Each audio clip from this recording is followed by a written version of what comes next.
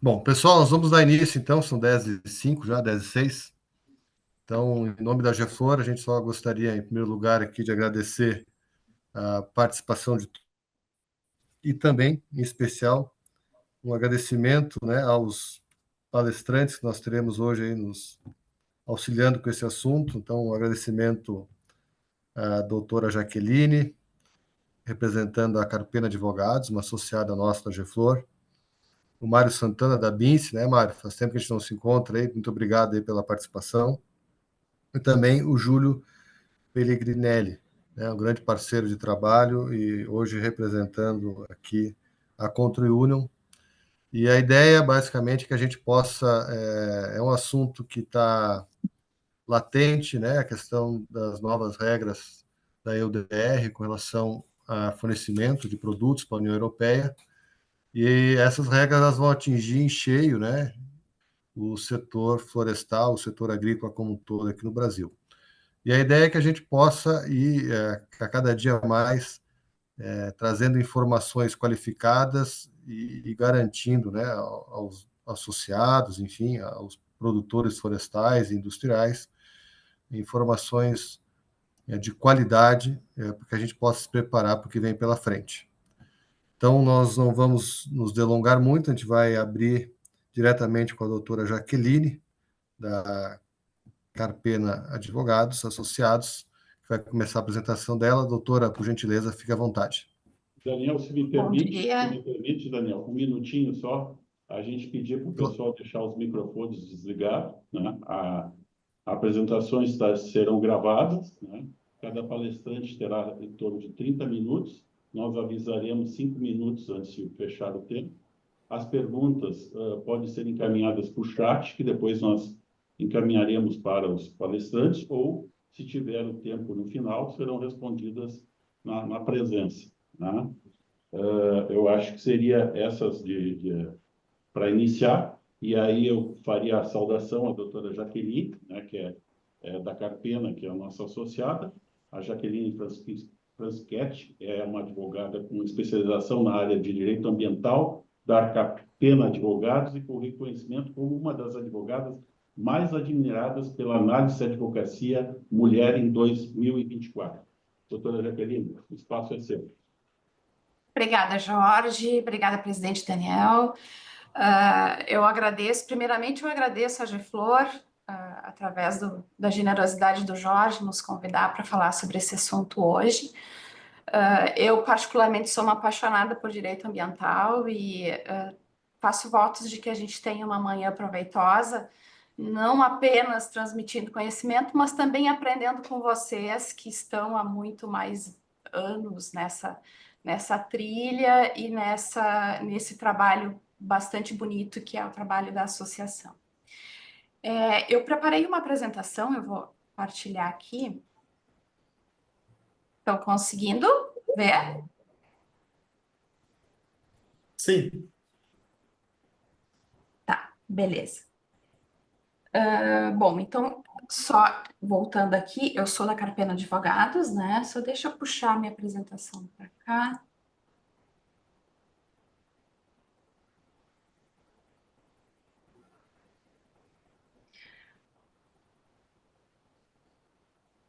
Vocês estão vendo a apresentação, né? Tá ok. Sim, Bom, sim, sim, doutora. bom, então a gente vai falar sobre o regulamento da EUDR, né? Agora ficou melhor aqui. Então, a gente fala de um regulamento que ele é de 2023, né? E ele faz parte de um grupo maior de legislações da União Europeia. Já houve algumas anteriores, essa também veio agora em 2023, então, que é uma legislação que ela visa, essa especificamente, num primeiro momento, fazer com que haja uma vigilância em relação aos produtos que adentrarem na União Europeia, basicamente que eles não sejam provenientes de áreas desmatadas, de áreas degradadas, e também que eles tenham sido produzidos de acordo com a legalidade interna dos países, né? Então, nós temos 3 itens aqui. Não podem vir de desflorestação, não podem vir de áreas degradadas e tem que estar conformes com a legislação interna dos países. Ele é um regulamento e a gente traz aqui uma pequena diferença em relação às diretivas, né? E aqui só um pouquinho de juridiquês, eu prometo que eu não vou exagerar. A diretiva, no âmbito das organizações, elas visam trazer orientações para que os países da União Europeia tenham legislações próprias. O regulamento, ele é diferente. Ele é uma legislação que ele vai ser uniforme para todos os países da União Europeia. Então, nós temos aqui uma legislação pronta, todos vão seguir esta mesma forma. Não é que cada país da União Europeia vai ter a sua regra. Essas regras, elas são uniformes para todos os países. Como eu disse, faz parte de um todo maior, então a gente espera, já vieram mais coisas, a gente espera que venham mais coisas ainda nesse grupo de legislações, né, nessa tendência de legislações. E eles, além do desmatamento e degradação ambiental, eles têm por objeto coibir trabalho forçado, fomentar as questões relacionadas ao mercado de carbono, afastar o desmatamento, trabalhar as cadeias de fornecimento e, inclusive, algumas regras de cunho financeiro, voltadas, e aí essa é uma novidade, voltadas justamente para quem fomenta atividades desse tipo, né? Para que não tenham alimentação financeira. Então, são coisas que a gente ainda espera. A gente tem, como a gente vai ver ali adiante, um marco, uma linha de corte relacionada ao desmatamento que vocês já devem ter visto, quem já deu uma olhada na legislação, que é dezembro de 2020. Então, essa é uma data que a gente vai comentar bastante aqui, né? Essa é uma data que ela é o marco legal para a EUDR relacionada ao desmatamento.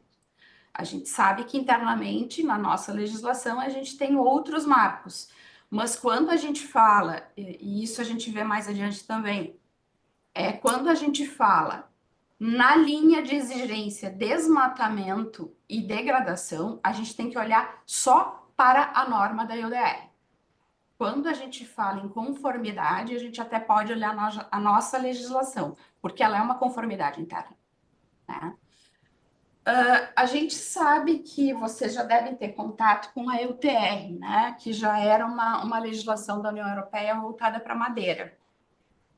A EUTR vai ser substituída, né? Porque a EUDR ela é mais abrangente, seja em nível de exigências, seja no nível relacionado à amplitude dos produtos. Então, nós temos muito mais produtos agora do que o restrito EUTR que a gente tinha anteriormente. Só vou passar aqui. Passou para vocês? Tá. Então, quais são os produtos abrangidos? Tá? A gente vai ter ali bovinos, cacau, café, palmeira de dendê, borracha, soja e a nossa aqui de interesse, a madeira. Tá? E não são só esses produtos, né? A gente vai ter lá na EUDR o anexo 1, que ele traz os desdobramentos, né? Então, não são todos os desdobramentos desses produtos que eles vão ser parte das exigências. Não são todos, são só os que estão no anexo, mas eles são desdobramentos desses produtos que a gente listou aqui. Então, só especificando aqui para nós, no caso da madeira, não é só madeira, é celulose, móveis, livros, papel, e até eu abro ali alguns dos mais importantes e dos que a gente entende que sejam relevantes para o nosso mercado-alvo, né? Eu vou ter madeira, lenha, serragem, esses subprodutos da madeira, né? Carvão vegetal, madeira bruta serrada, caixotes, caixas engradados, e aqui, sem confundir com aqueles subprodutos que eles são embalagens, então se for embalagem de outro produto unicamente, não. mas se ele for assim, ele próprio sendo um produto, sim, ele está abrangido. Aí a gente vai ter livros, papel, enfim, a celulose também. E algo que eu considero importante é que o EUDR ele não é um regulamento estanque, ele vai ter modificações. Então, espera-se que em até 2 anos a gente possivelmente vai ter inclusão de novos produtos, tá? E também a inclusão, talvez, de novos biomas, porque a gente sabe que agora eles estão se voltando exclusivamente para florestas, né, que é a preocupação principal, mas novos biomas podem ser abrangidos também nos próximos anos. Então, a gente sabe que no Brasil a gente tem uma diversidade grande de biomas, né? Possivelmente a gente vai ter também outros companheiros nessa jornada. Aqui só uma cronologia para ficar claro, assim, que não é algo que surgiu ontem. A gente tem aqui lá o Pacto Ecológico Europeu de 2019, então a gente já tem aqui uns 7 anos das ideias sendo fomentadas, né? Eu trago aqui de novo o marco, que é dezembro de 2020, que é a nossa data de corte para observar o desmatamento, né? E, basicamente, todo o trâmite que essa legislação passou sendo discutida até ser publicada, entrar em vigor, que foi junho de 23, e a gente esperava que ela tivesse vigência a partir do final deste ano. Por isso, a preocupação maior, a corrida que teve, graças a Deus, em razão dos movimentos que se teve, a gente teve o adiamento para o final do ano que vem, sendo que para pequenas e médias empresas ainda vai a junho de 2026. Então, a gente tem ali pouco mais de um ano para se adequar, período em que, para quem trabalha no setor, assim, para quem discute esse assunto, a gente sabe que não é um período de ficar esperando, né? Muitas coisas precisam ser feitas nesse período. E também por isso que a gente está aqui discutindo, porque eu considero que quanto mais a gente trouxer o assunto, quanto mais a gente falar sobre ele, mais a gente vai descobrindo coisas dia após dia e coisas que a gente já pode fazer precisa fazer durante esse ano, né? Aqui um conceito que eu trago, assim, quando a gente fala, voltando lá no início, a gente fala de desmatamento equivalente à desflorestação, mesma coisa, são sinônimos, e a gente fala de degradação. Nesse nível de exigência, a gente não vai olhar para a legislação local. O que eu digo isso? Porque as definições do que é desflorestação, degradação, enfim, e dos marcos, quem dá é a ODR. Então, a gente precisa, nesse assunto, se voltar muito mais para a ODR do que para a legislação local, porque eles dizem o que eles querem, né? E o que eles dizem sobre desflorestação? Eles dizem que é a conversão de floresta em uso agrícola. Para nós, tem outro significado. Mas para eles é isso. Então, é conversão de floresta em uso agrícola. Ali eles traz assim uma definição de floresta que também é diferente da nossa, né? E aqui é importante mencionar, vocês já devem ter visto também, porque é um assunto bem polêmico, eles não diferenciam desmatamento legal de desmatamento ilegal. Para eles, todo e qualquer, para a EUDR, todo e qualquer desmatamento ocorrido após dezembro de 2020 não vai ser admitido. Então, nós temos a nossa legislação local, que a gente sabe que tem os marcos lá de 2008, enfim, mas para esta finalidade, para a EUDR, o que vale são esses conceitos, né? Talvez mude, talvez tenha um trabalho político nisso, não acredito muito, mas, enfim, pode ser. Para nós, enquanto Brasil, isso faz bastante diferença, porque se a gente for comparar, por exemplo, com a Europa, que teve um desmatamento muito anterior, a gente fica prejudicado porque a gente não teve, então a gente tem menos área. Enfim, é uma questão polêmica da norma, tá? Degradação também é um conceito que está lá na EUDR, a gente tem que se basear nele e é diferente do nosso. Eu, olhando a definição de degradação ambiental na EUDR, eu entendo que é equivalente a desmatamento. Para mim, são sinônimos, né? Porque eles dizem que a degradação florestal ela é uma conversão de floresta primária em floresta plantada. É o equivalente a desmatamento, né? Para nós, na legislação local, a gente considera a degradação o enfraquecimento de uma floresta. Não é derrubar a floresta, mas é retirar dela produtos, substâncias que fazem com que ela perca a sua capacidade de sequestro de carbono, enfim, perca a sua função, né? Ela fica enfraquecida, mas ela está de pé. Claro que a gente entende o porquê que talvez eles tenham feito isso, porque a degradação, no nosso conceito, ou em conceitos que não é só o brasileiro, né? A gente tem outras legislações que consideram assim, é difícil de ver via satélite. Como é que eu vou identificar que uma floresta está enfraquecida, ela foi um pouco antropizada, ela foi, né, mexida, ela perdeu sua capacidade? É difícil.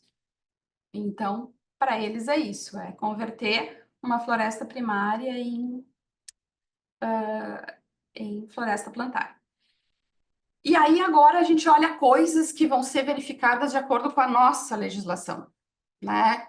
E aí a gente tem todo o problema da comprovação. Mas o que eles vão olhar baseados na nossa, né?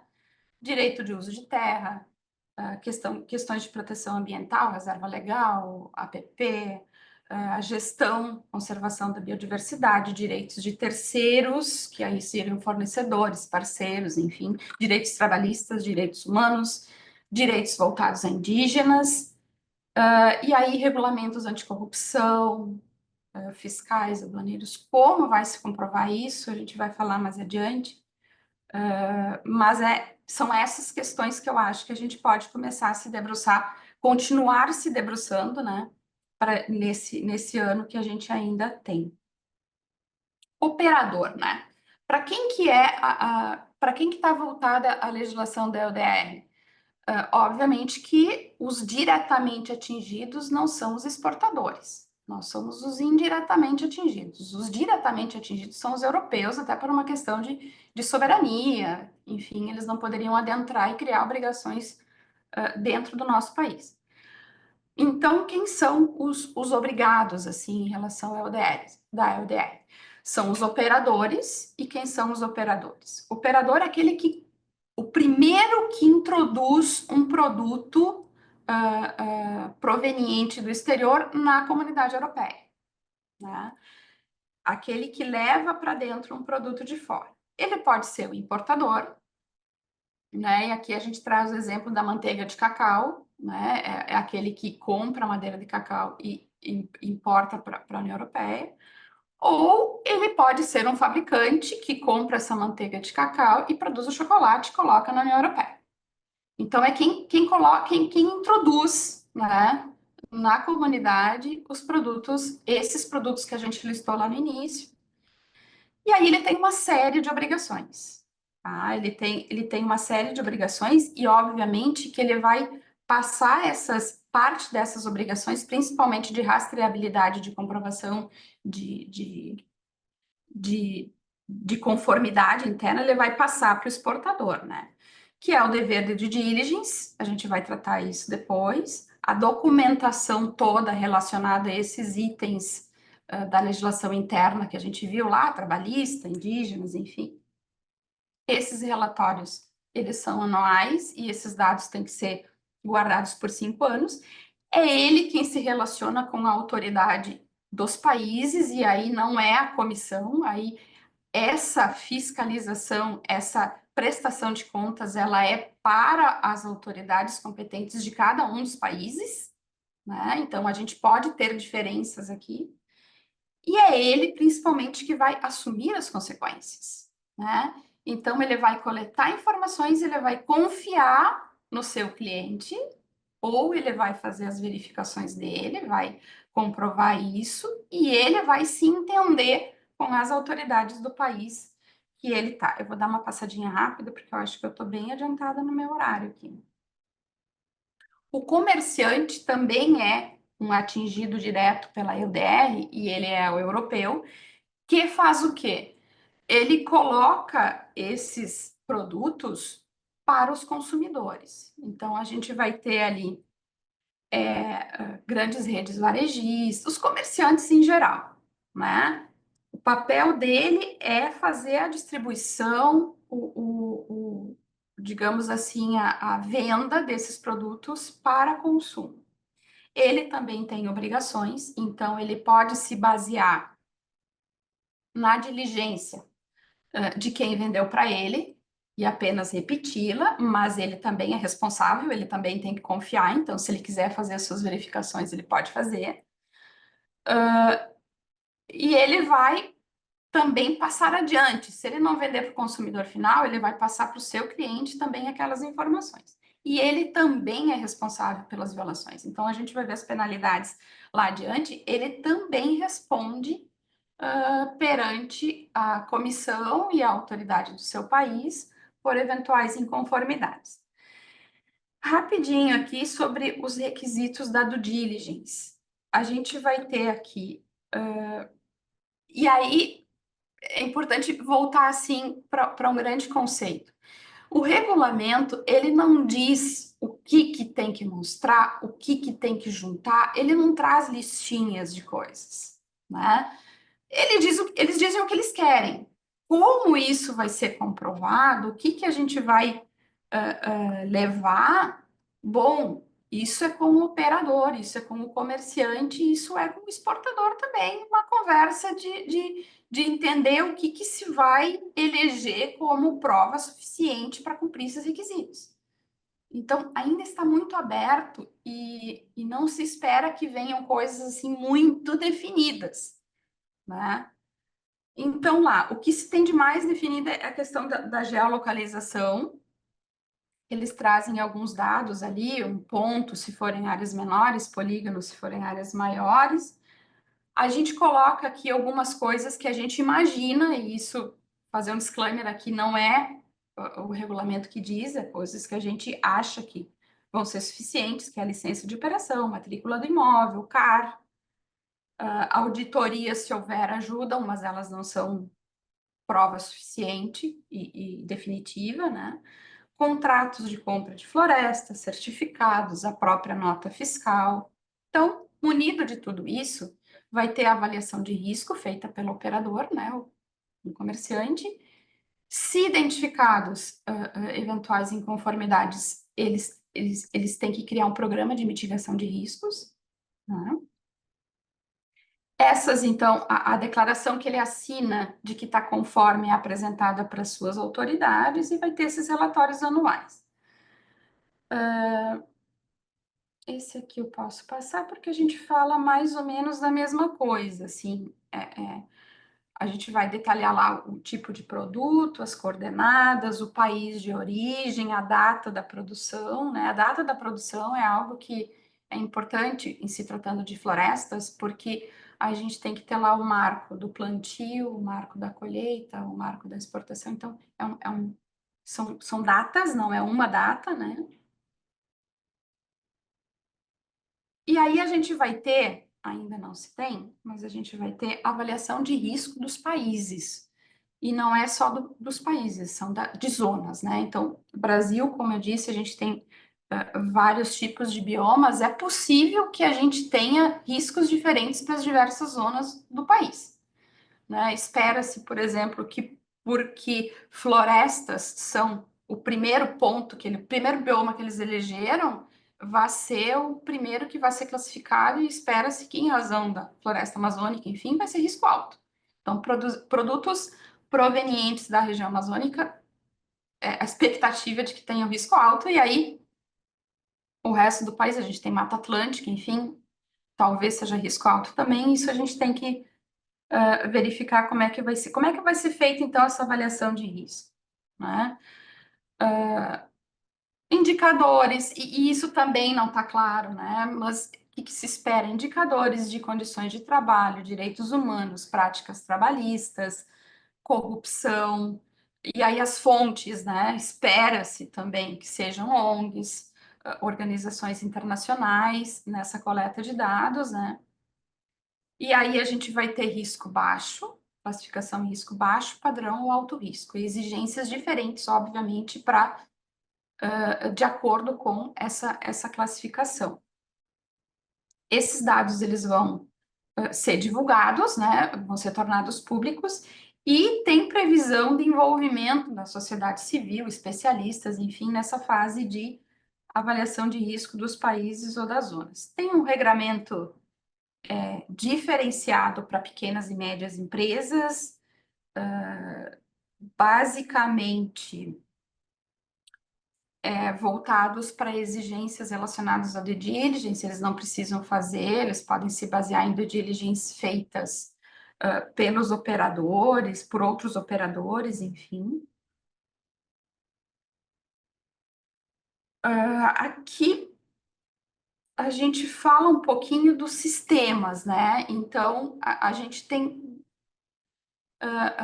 de importante aqui dois sistemas. Um grande sistema que é o sistema de controles da produção agrícola, que já é utilizado na União Europeia, onde os operadores e comerciantes de lá, eles vão se cadastrar, vão juntar suas informações, e eles vão escolher ali 3 modalidades: ou eles são operadores, ou eles são comerciantes, ou eles são representantes. Eles podem eleger representantes e não se cadastrar diretamente. Então, a gente já teve isso em regulamentos anteriores, né?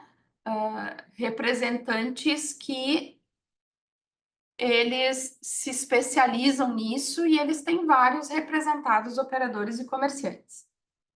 Isso também é possível. Um pouquinho das telas desse sistema, né? Que basicamente é o cadastro dos operadores e comerciantes. Esse que é o sistema, só para trazer assim uma interface rápida do que é o sistema para registro das due diligence.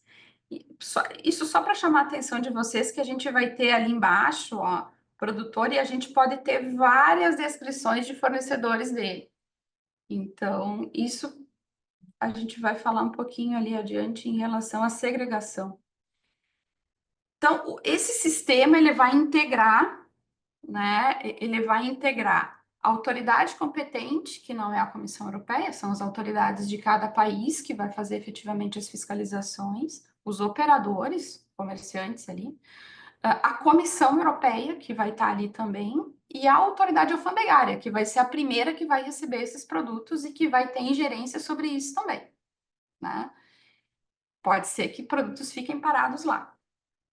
Então, esses são os sistemas que vão integrar o regulamento.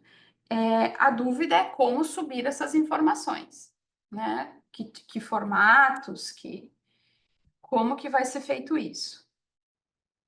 Principais penalidades, então. Isso, importante, penalidades para os operadores comerciantes europeus. O que na condição de exportadores é importante olhar?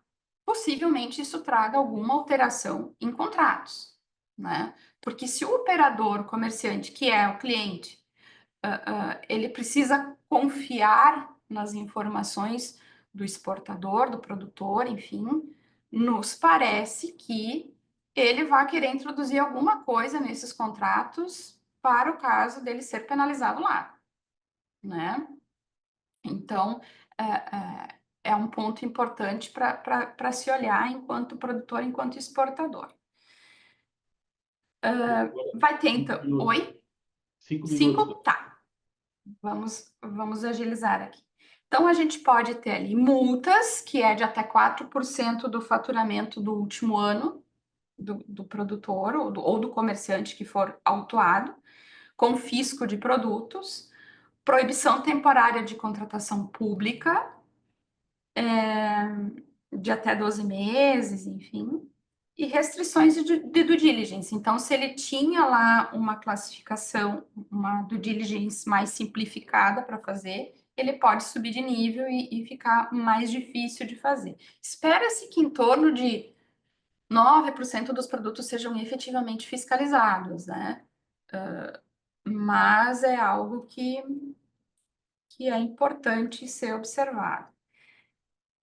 Aqui eu vou passar rápido sobre os desafios, né? Os desafios que se tem ainda. Os critérios não estão claros.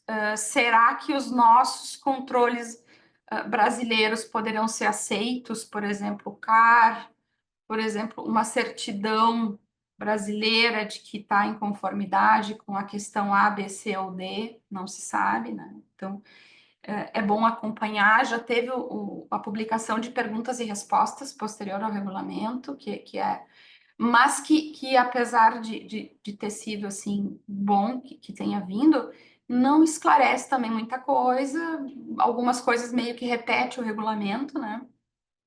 A questão do desmatamento legal, que enquanto legislação interna isso é possível, né? Claro que a gente sabe que tem uma série de restrições, mas para nós é possível, para eles não. Então, eles congelaram a questão do aproveitamento da terra em 2020, né?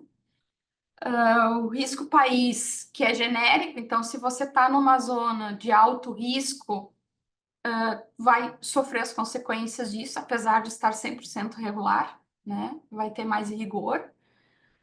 Aumento de custos, né? Obviamente, com rastreabilidade, enfim. Os nossos problemas internos, que seria a gente efetivamente estar mais pronto enquanto país em termos de registros. A gente sabe que o CAR aí tem um gargalo de verificação, já seria algo que precisaria ser agilizado, né? A restrição a florestas, né? Então, nesse primeiro momento, só florestas são o alvo, e a gente tem vários outros biomas, e talvez até tenha uma migração de produção para esses outros biomas que podem sofrer. A segregação, só para finalizar, é um ponto importante, porque o regulamento ele é claro dizendo assim, você precisa ter toda a rastreabilidade dos produtos desde a produção até a chegada no porto europeu. E aí a gente sabe que a gente tem o transporte nesse meio do caminho. Tem questões logísticas, seja a questão logística via embarcações para o transporte para o exterior, seja o nosso interno aqui, como grãos, por exemplo, ou como pellets, que muitas vezes eles podem ser transportados, eles podem ir para um silo, eles podem, enfim, ser misturados. O regulamento não admite isso. Então, a gente tem que ter segregação, né? A questão de completar navio com outras produções, então tem que estar de olho nisso. É uma questão que, enfim, não é a minha área, mas eu acho que é uma área que apresenta dificuldades, mas que o regulamento diz que não pode ter tido misturas, né? Então, apesar de ter um produto regular lá dentro, se ele entrou em contato com outro que não estava, tudo está condenado. Então, é bem preocupante, a meu ver, é um ponto bastante preocupante, assim. De momento, o que a gente espera, assim? Que mais alguns esclarecimentos venham, né? Isso, obviamente, precisa ser provocado politicamente também. O nosso trabalho interno aqui de regularização do CAR, etc e tal, ande para a gente ter mais segurança nessas informações, em como apresentá-las.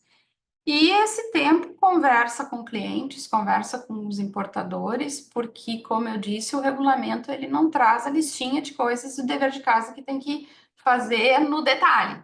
Ele diz o que eles querem, como a gente vai fazer, o que vai ser apresentado, é algo que precisa ser construído, e é bom que seja construído de comum acordo no mercado, né? Interessante isso. Era isso, pessoal. Fico disponível para questionamentos. Eu deixo meus dados, se alguém quiser fotografar ali, anotar, enfim, estou disponível para conversar. Como eu disse, é um assunto que o direito ambiental é um assunto que sempre me cativou. Eu trabalho há mais de 2 décadas com isso. E, enfim, fico disponível. O escritório também fica aberto a vocês para nos visitarem. A gente fica aqui em Porto Alegre.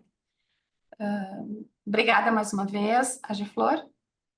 Era isso, Jorge. Obrigado, doutora. Muito bom, bem amplo. Ainda bem que prorrogaram essa norma aí, que tem muita coisa para ser feita, né? Olha, Exatamente. muito vasto. Daniel, acho que a gente pede se a doutora pode nos acompanhar até o final e a gente segue com a do Mário Santana. Se possível, doutora, Claro. gostaria que a senhora... Fico Sim, aí. Tranquilo. correto. Tá? E aí partimos para o doutor Mário Santana Júnior, um grande amigo aqui da casa, um companheiro formado em engenharia florestal pela Universidade do Paraná, possui MBA em qualidade e produtividade no Japão, pós-graduado em economia e política florestal também na Universidade do Paraná e conselheiro de administração IBGC São Paulo. Trabalhou na Regesa, West Rock, em Pacel, e foi diretor de matérias-primas do Grupo Gerdau, um grupo nosso aqui. Atualmente é diretor da MPR3, consultoria, e da NC Forest Business, e associativamente como coordenador do Comitê Florestal na BINSE, Associação Brasileira da Indústria de Madeira Processada Mecanicamente, uma grande parceira aqui da associação, junto com o Sim de Madeira. Mário, 30 minutos contigo aí. Eu só vou pedir que vocês, muito obrigado a todos aí pela oportunidade, Jorge, Daniel, é uma honra para nós aqui falar alguma coisa sobre isso. Eu só vou pedir que vocês liberem aqui em compartilhar, vamos ver se vocês estão vendo. Ok? Tá, estamos vendo, mano. Tá. Ok. Então tá. Eu te aviso 5 minutos antes, tá bem? Tá bom, ok. Parabéns à doutora Jaqueline pela apresentação e muitas coisas aqui que eu vou apresentar. Eu peço sua tolerância a todos aí que vão se repetir, mas eu vou seguir a linha assim, a vida como ela é, como já dizia o nosso poeta, né? Então, a busca que a gente, só um pouquinho, a busca que a gente quer mostrar é que está havendo uma mudança no mundo em relação às certificações. Eu vou fazer uma ligação disso e peço para vocês olharem lá embaixo assim, a iniciativa dos países. Então, a gente tem aqui no Brasil o FSC, tem o PFC, nos Estados Unidos tem o Sustainable Forest Initiative, CIRT4, né, que é do Chile, na Austrália, nos Estados Unidos também a Tree Farm, a Responsible Wood, a ISO/PC 287, que está caminhando a passos largos, aí, que vai tratar do manejo florestal. Aí nós temos na segunda linha que nós chamamos de equalização, são as certificações, né? O FSC tem uma padronização internacional, né? E reconhece daí os esforços nacionais. Tem o PFC, o PFC, na realidade, que faz o reconhecimento. E depois nós temos acima disso, as certificações de nicho, né? Então, por exemplo, que eu acho que esse foi um dos pontos que os Estados Unidos reclamaram muito, é o Sustainable Biomass Partnership, que é um processo que reconhece algumas certificações e fazem algumas outras certificações separadas, mas para cavaco, né? Nós agora temos o MSCD KLD, do Social Index da Bolsa Americana, o Dow Jones Sustainability, quer dizer, também entraram nesse processo para oferecer algumas respostas em termos de iniciativa. Temos no lado Green Building, uma série, se eu for colocar todas as certificações que estão ligadas à madeira, nós temos uma miríade aí de certificações. Muito bem. Acontece que tudo isso também já passou e que foi um trabalho inicial da UDR, que foi uma verificação da credibilidade feita por essa consultoria Preferred by Nature, né?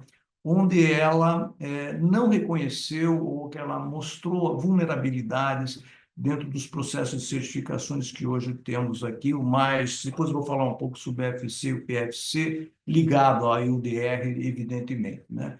Mas, na realidade, já existe uma série de iniciativas de agências regulatórias, os Estados Unidos também já está começando um estudo sobre o Forest Act, China também está falando em sustainability, Japão já tem, e a UDR que está hoje nos incomodando, né? E até chegar no cliente, então, nós temos que passar por todos esses layers, né? Todas essas camadas até chegar no cliente. Muito bem. O ponto é que esse sistema está questionando todos esses esquemas. Então, as autoridades locais, com interpretações diferentes em regulamentações, há um questionamento da credibilidade dos certificados, seja ele qual for, a tendência do aumento de auditorias, isso está acontecendo, né? E o IDR é um caso muito, muito claro, né? E as solicitações de certificações adicionais, como a ILUC, que é, na realidade, Indirect Land Use Change, que é mudança do uso da terra. Não é novidade isso na UDR, já tem outras entidades buscando que é diferentes dos esquemas de certificação, a posição. Bem, de qualquer forma, todo esse conjunto de obrigações, né, em certificar que a tua atividade está em conforme à necessidade de um determinado cliente, nos deixa dentro de uma confusão imensa como equalizar e como atender todas essas demandas aqui, né? Muito bem. A UDR, falando um pouco sobre ela, e de volta à tolerância de vocês em algumas repetições, ela é uma tendência de crescimento em outros países. Ela tem claramente uma proteção comercial, ela é claro isso, que existe uma proteção comercial. O Brasil ainda se organiza para atender a demanda, e não falo isso somente em termos empresariais, mas em termos de governo. É importante que o governo tenha uma participação, porque reconhecimento de governo com governo é uma outra, tem um peso maior, né, desde que, evidentemente, seja olhado de uma maneira correta. E as dúvidas persistem, né? A doutora Jaqueline foi muito feliz em seus comentários, colocando uma série de dúvidas que não se sabem, e foram, felizmente, essas dúvidas que fizeram com que os europeus prorrogassem isso. Mas, evidentemente, houve uma pressão muito grande interna na Europa, porque os operadores não conseguiriam fazer isso, como também outros países, notadamente Estados Unidos, que fez um peso enorme para que isso mudasse. Eu vou deixar um pouco essa questão da interpretação aqui do lado, depois eu vou falar sobre as imagens, né, e como que essas interpretações vão nos afetar na nossa operação. Opa. Bom, falando um pouquinho dessa, e de volta repetindo, né, sobre o regulamento. O regulamento ele começa com, para quem não já teve paciência, né, principalmente nós engenheiros florestais, a gente adora lei, né, ler as leis nunca foi nossa alegria, mas ela tem 86 considerações, tem 9 capítulos, tem 38 artigos, tem 2 anexos, sendo que sugiro a vocês que leiam do 9 ao 13. E aonde que está o maior impacto? Que a due diligence é a avaliação de risco, né, que ainda não está claro, né? Evidentemente que as commodities afetadas aqui eu destaco a madeira, que é onde está todas as nossas cadeias produtivas aqui e seus derivados, né?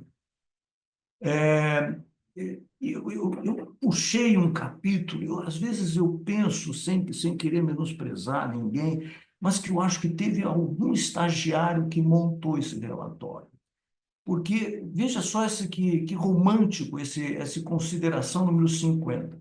Ao obter produtos na Comunidade Europeia, deverá ser envidados esforços razoáveis para garantir o pagamento de um preço justo aos produtores, né?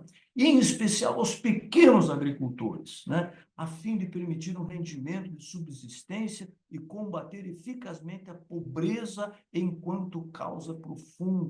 como causa profunda da desflorestação.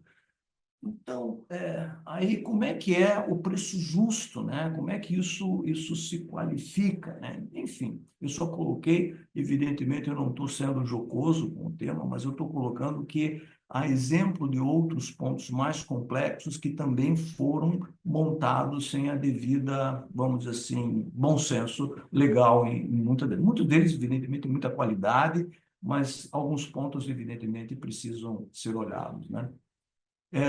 De volta, a adequação da UDR, as definições, né? Vou passar rapidamente, mas a floresta, ela é um terreno, ela tem uma definição da FAO, né? Um terreno com extensão superior a meio hectare, com árvores com mais de 5 metros de altura e um grau de cobertura arbórea com nível de 10%. Isso é uma definição de floresta. Deflorestação é conversão de floresta para uso agrícola, quer tenha origem humana ou não, inclusive as plantadas.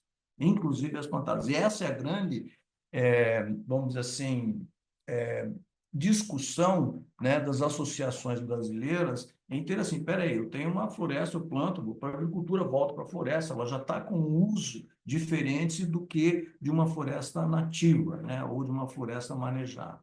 E a declaração é que a alteração da cobertura florestal sobre a forma de conversão de florestas primárias ou florestas de uma regeneração natural em plantações florestais ou em outros terrenos arborizados, ou florestas primárias em florestas plantadas. Então, você vê que até uma floresta primária em ser floresta plantadas, ela já também é desconsiderada uma degradação florestal. Esse é um ponto que eu acredito que vai ser bastante debatido, que ainda não está, ao meu ver, né, maduro. E, ao meu ver, eu falo de vários colegas também que pensam sobre esse aspecto. Bom, novamente sobre atualização, né? Você, repetindo um pouco o que a doutora Jaqueline falou, o direito de uso da terra, geolocalização, proteção, enfim, tem todo esse processo, eu não vou repetir. Me chama a atenção a questão da FEPIC, né? Que é a Free Prior and Informed Consent, quer dizer, você buscar uma declaração do uso da terra. Isso, evidentemente, é uma discussão muito grande dentro dos esquemas de certificação, porque, de repente, uma pequena comunidade que se instalou, ela começa a ter também querer o direito de buscar. Isso tem várias discussões nesse aspecto, né? Por fim, né, todo esse movimento, ele tem um ponto ligado a toda a gestão ESG, né, da parte de governança social e corporativa, né? E o CBAM, né, que é o Carbon Adjustment Mechanism, né, que é você border, né, enfim, é você buscar o balanço do carbono quando você está exportando para um país e você está colocando tanto de carbono nesse daí, ou você está tendo um crédito de carbono para vocês fazerem os processos de balanço de carbono nos países. Esse certamente será um processo que caminhará e, novamente, ele tem um fortíssimo ajuste de mercado, né? Ele pode ser uma restrição de mercado também importante para os países. Bom, eu acho que todos nós temos que saber os caminhos para entrar dentro da comunidade europeia. Tem os órgãos técnicos, que é o DGENV, né, que é um órgão regulador ambiental, né, que é uma diretoria geral de aspectos ambientais. É por aí que entram todas as demandas e aí são analisadas.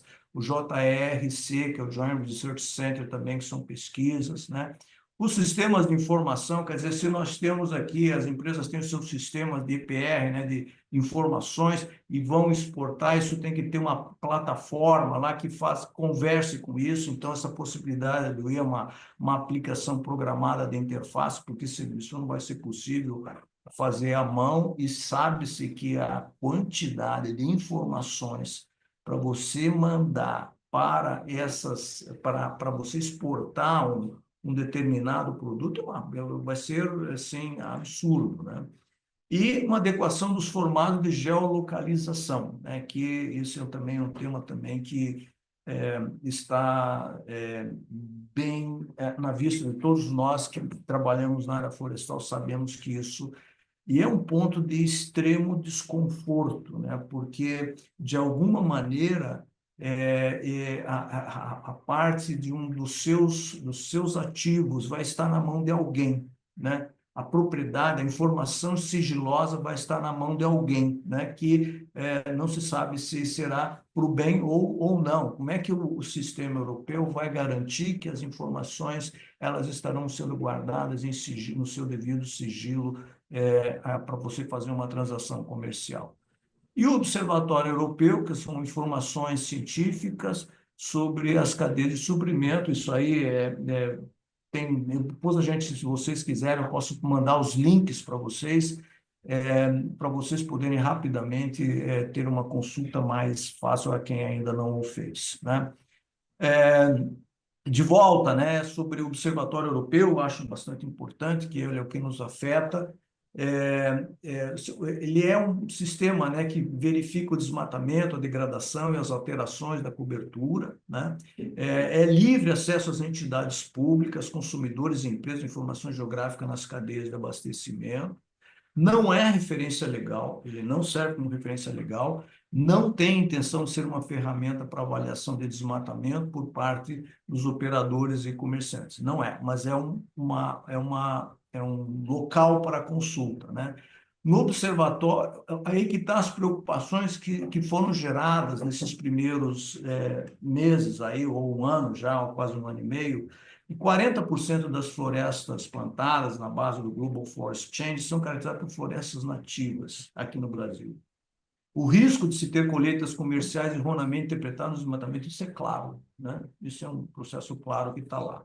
E demonstra, assim, uma grave falha metodológica. No entanto, qualquer um pode olhar lá, e eu puxei um slide aqui para mostrar para vocês duas facetas desse processo. Aqui, a comparação da emissão de combustível fóssil e as emissões com base na mudança de uso da terra, que é o LULUCF, né? Então, você olha à esquerda, que as emissões, né, de carbono são imensas, principalmente nos países de primeiro mundo, ou países desenvolvidos, exceto a China, aqui nessa região. No entanto, quando se fala em mudança de uso de terra, a Europa está toda verde, porque ela já desmatou tudo que ela tinha que desmatar, né? Estados Unidos está ok, tem um sistema mais, Canadá, sim. O Brasil é forte, que é um forte, vamos dizer assim, país em termos de mudança de uso da terra. Então, você tem na África também, aqui na região do Equador, né, e na Indonésia, no China, enfim, no Sudeste Asiático, né? Isso aqui é uma forte, né, para o público todo europeu, mostrar que nós estamos assim, errados, né? E não se olha, evidentemente, o lado esquerdo, né? E aí é onde que haverá muita pressão sobre nós, ou continuará muita pressão sobre nós. Daí dá para compreender por que existe tanta pressão na mídia, principalmente. Eu não vou aqui, a doutora já mostrou também algumas telas, né? Mas eu acho que esse da direita, onde que mostra o Deforestation Due Diligence Registry, que é o local onde você pode partir para todo o resto, né? Então, entrem ali que vocês vão conseguir toda a informação, né? E eu coloco aqui de volta, né? Podia colocar muito aqui um lado prático, e eu acho que, hein, doutora, a gente está bastante sintonizado com o CAR, né? O CAR é um problema no Rio Grande do Sul, né? Nós temos, talvez, um dos estados mais, assim, com muitas pendências nisso. A gente vê outros estados mais evoluídos nisso, e esse é uma linha que pode ser um processo que, pode ser, não, deverá ser um processo onde se ajude muito a você mostrar na prática como que está a sua parte legal. Eu coloquei aqui o artigo 9, né? E a linha 1B, que é a proteção ao meio ambiente, você tem que estar lá, uma evidência, são evidência, licença de operação, certificado. Então, cada um dos pontos, como é que você transforma isso em coisas práticas, né? E aí tem documentos públicos, né? E, enfim, tem confidencialidade de dados aqui, que evidentemente não colocamos, são coisas internas da empresa, né? Teria que colocar, por exemplo, uma coisa que é assim, bastante como resolver, né? Já há sugestões. uma grande empresa, né, como é que ela resolve o seu problema de geolocalização. Então, ela imagina colocar um lote de uma floresta, onde é que veio, então, que trabalha em diversos locais, então você tem que ter polígono de todas elas e tem que ter um tempo em que ela está sendo operada para fazer isso. Então, busca-se já soluções, mas certamente o primeiro ponto foi a visão, acho que assim, mais europeia, diz, é um ponto, é uma colocação lá, é um ponto ali, a gente vai ser fácil fazer o controle. Mas operações de grande escala, isso vai ser mais difícil. Na mesma forma, imagine, a gente sempre procura, né, principalmente os estados do sul, que tem uma distribuição rural de pequenos municípios, e o fortalecimento, né, o fortalecimento do pequeno é uma luta sempre muito difícil, né, de você fazer com que a pequena propriedade seja viabilizada. E aí, uma legislação dessa, onde você tem diversos fornecedores, né, produzindo e vendendo para aquela fábrica, você vai ter que ter toda a localização delas para você poder mandar um determinado. Isso vai ser uma dificuldade grande. De volta, a lei protege grandes operações e não as pequenas operações, ao contrário do que ela se propõe a fazer. Bom, a geolocalização aqui, eu coloquei três fotos, né? Nós colocamos. Da direita é a imagem do Observatório Florestal da União Europeia. A do meio é uma imagem do Map Biomas, onde que tem todas as posições, e há uma enorme, discrepante diferença entre os plantios e o que enxerga o sistema europeu, né? E à esquerda, né? Eu não sei se vocês conseguem ver o cursor, né? Mas mostra, por exemplo, aqui uma reserva em cima e duas florestas plantadas, né? E o sistema europeu ela enxerga como uma coisa só, né? Então, a partir do momento que nós fizemos a colheita da madeira, nós estamos desmatando. Então, isso também é uma demanda enorme que está sendo para...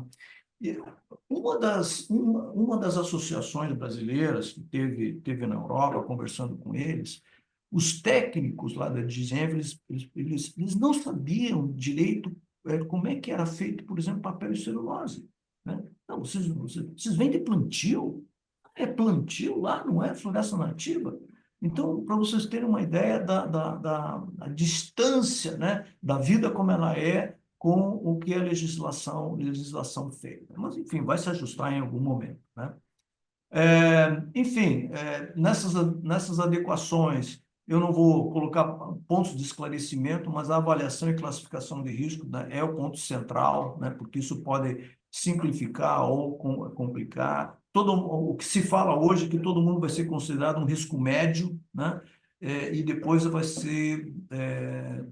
a União Europeia vai buscar trabalhar melhor essas informações, uma vez adquiriu, e todo mundo tem certeza que o Brasil vai ser alto risco. Depois de todos esses incêndios que aconteceram aqui no Brasil, nossa imagem não está lá muito legal, né?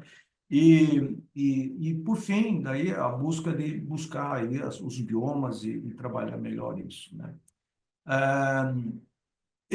Isso aqui é bastante conhecimento das associações, né, do Brasil Agroflorestal Sustentável. A estrutura que ela tem, ela atende, né, a uma posição da UDR, em você poder ter todo o resultado qualificado daquela propriedade, né? Então, eu não sei o quanto isso ainda vai demorar a partir das informações que a gente tem na nossa Câmara Setorial de Florestas Plantadas, em todos nós fazemos parte lá. Eles falavam em 2026, mas nós, sinceramente, não acreditamos que isso vá acontecer nesse período. Mas é um ponto importante, onde que um governo falar com um governo é melhor do que uma empresa ou um grupo de empresas. Então, essa plataforma ela tem os atributos necessários aí para ajudar a gente passar por esse processo. Eu vou falar só um pouquinho de certificação, porque, de alguma maneira, nós estamos certificando tudo agora vai ter que ser certificado para entrar na UDR, né? Então, você pega o FSC no mundo, são 196 milhões de hectares, e o PFC, que está entrando no Brasil agora, ele é maior, está com 296 mil hectares e tem uma características diferentes uma da outra, né? Com relação à UDR, né, o FSC, a esquerda, fez uma internalização de soluções, quer dizer, o blockchain para fazer todo o tracking, né, fazer toda a cadeia, uma ferramenta de rastreabilidade, relatórios digitais de auditoria e um data warehouse, quer dizer, um grande computador para poder colocar abrigar todos os sistemas geográficos, né? Já, por outro lado, o PFC, ele buscou as mesmas soluções, mas com empresas, eles não fazem, eles buscaram empresas que podem ser parceiras delas. Mas o que é de comum é que os padrões vão ter que seguir a conformidade do regulamento. A verificação de origem da matéria-prima vai ser 100% verificada.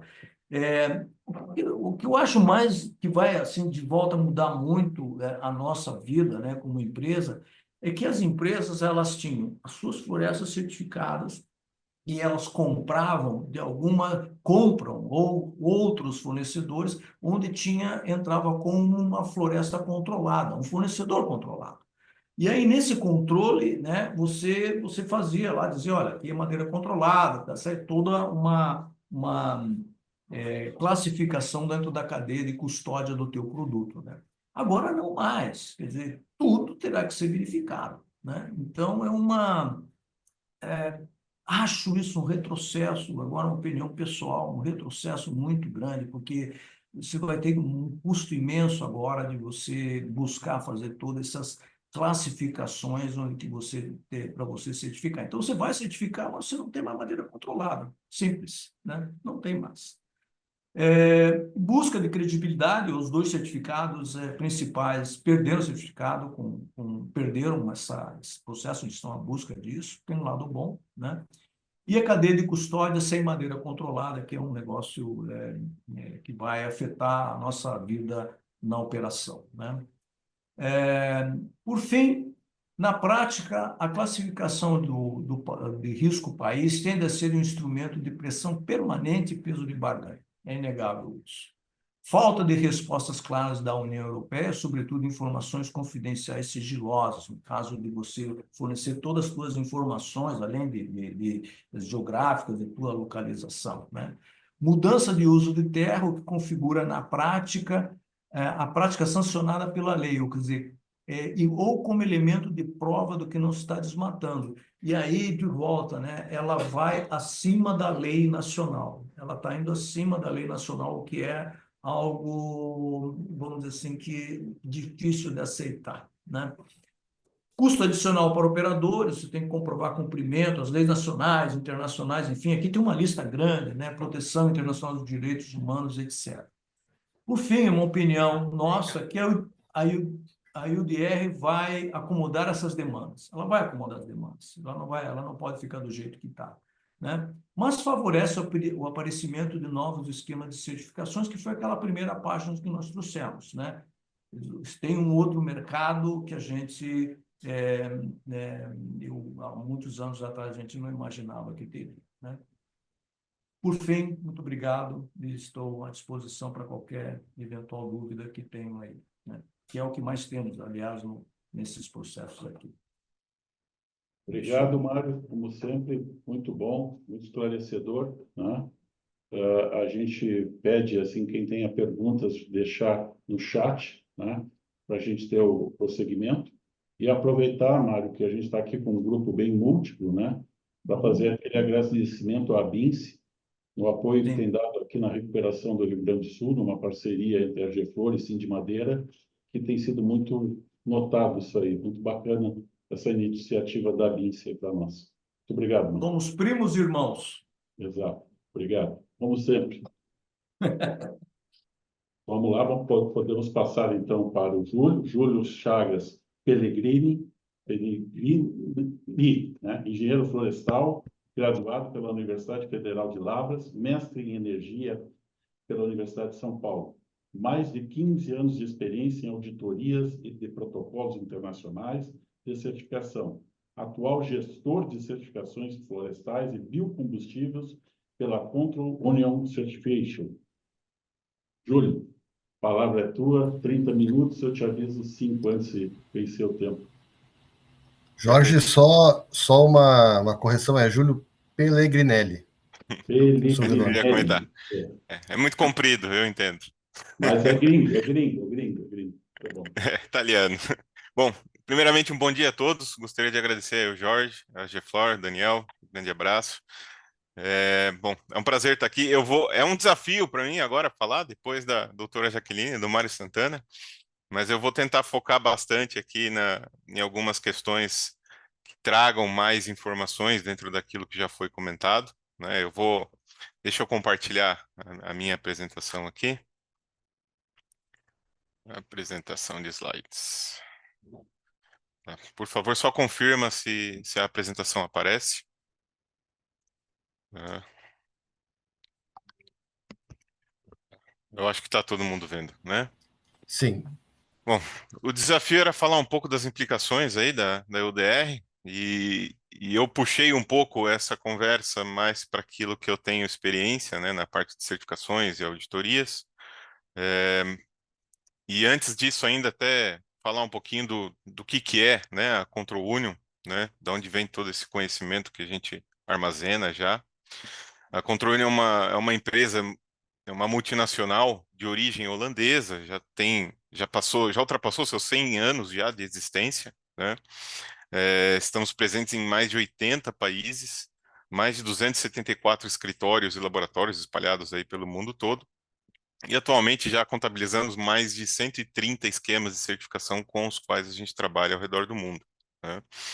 É, eu, eu trouxe aqui um pouco das certificações que a gente está trabalhando mais no Brasil, o que tem demanda, o que apresenta necessidade mesmo.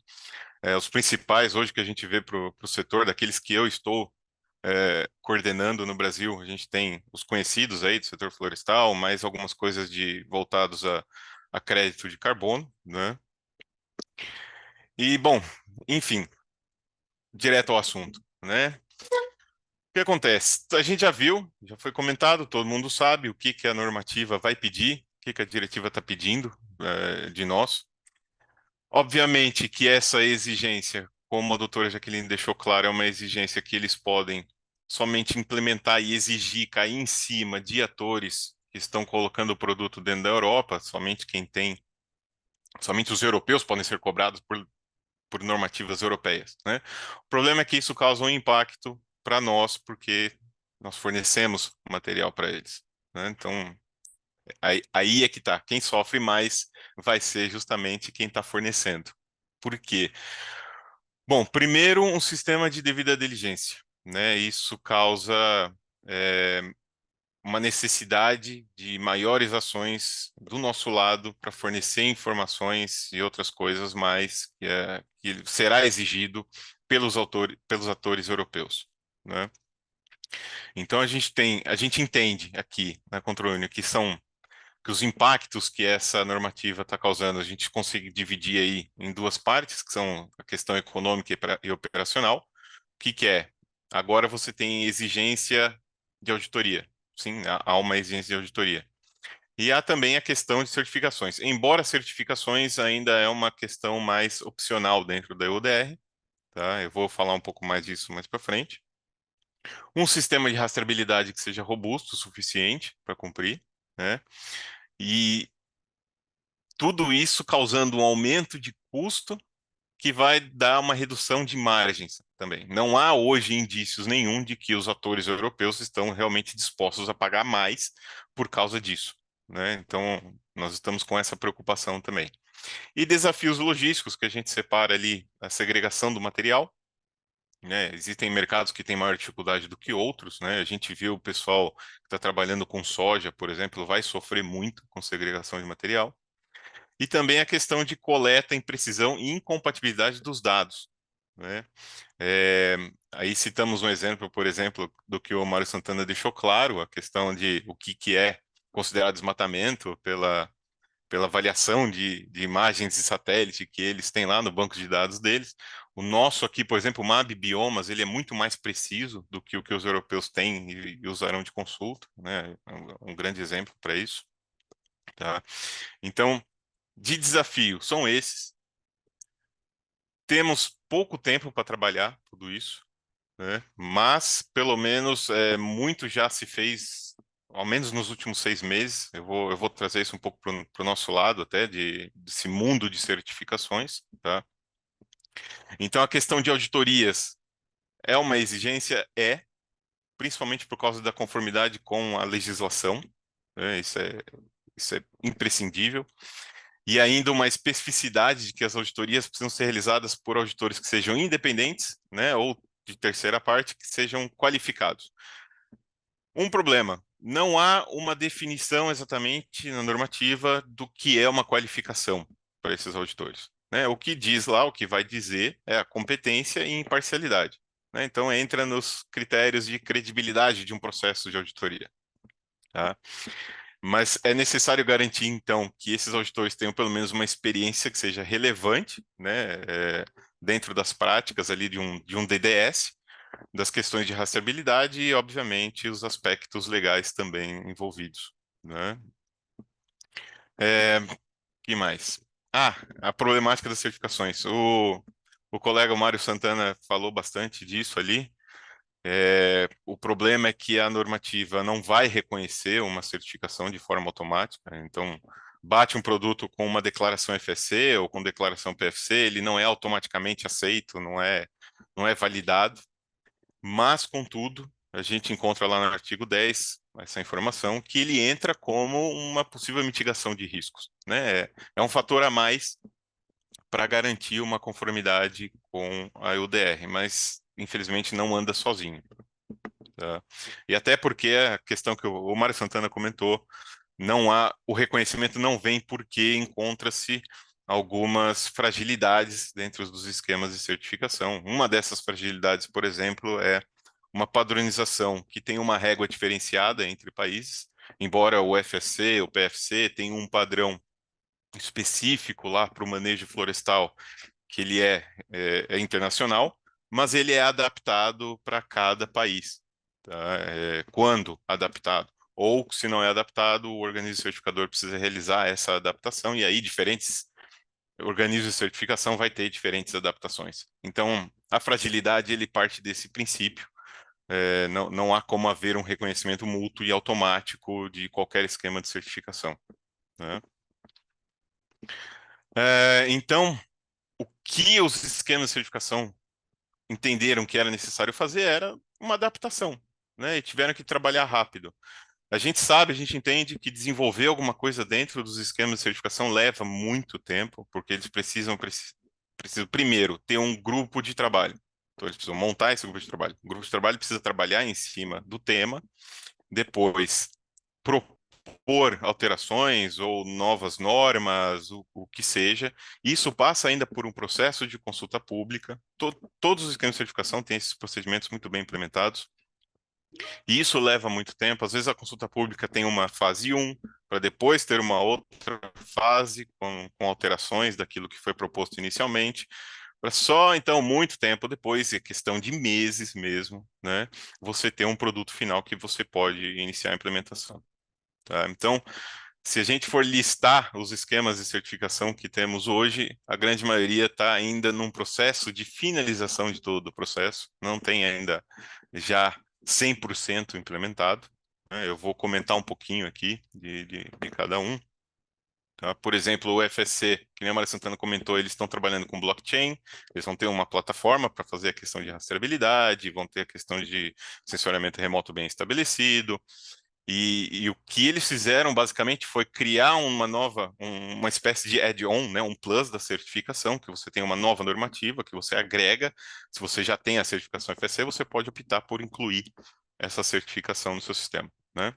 Isso dentro de toda a cadeia de custódia.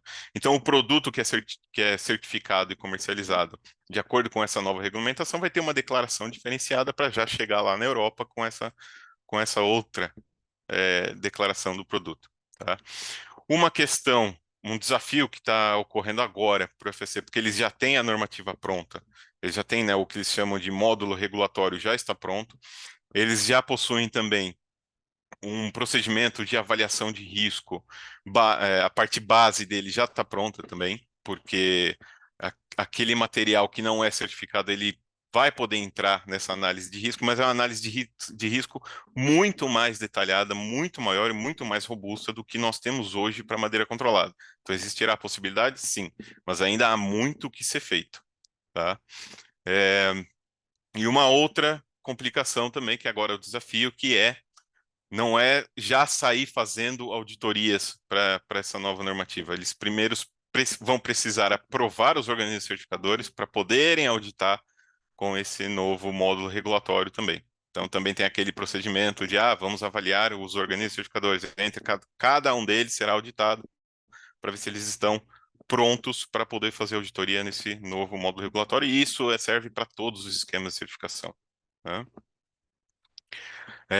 O PFC também, comentado pelo Mário Santana, que eles fizeram foi mais um novo padrão ali, os requerimentos para a implementação da EUDR dentro do sistema de DDS que eles já tinham, né, dentro de toda o framework da normativa deles, mais as parcerias que eles trabalharam com empresas do setor privado que trabalham já com questão de verificação de origem e rastreabilidade de madeira, tá?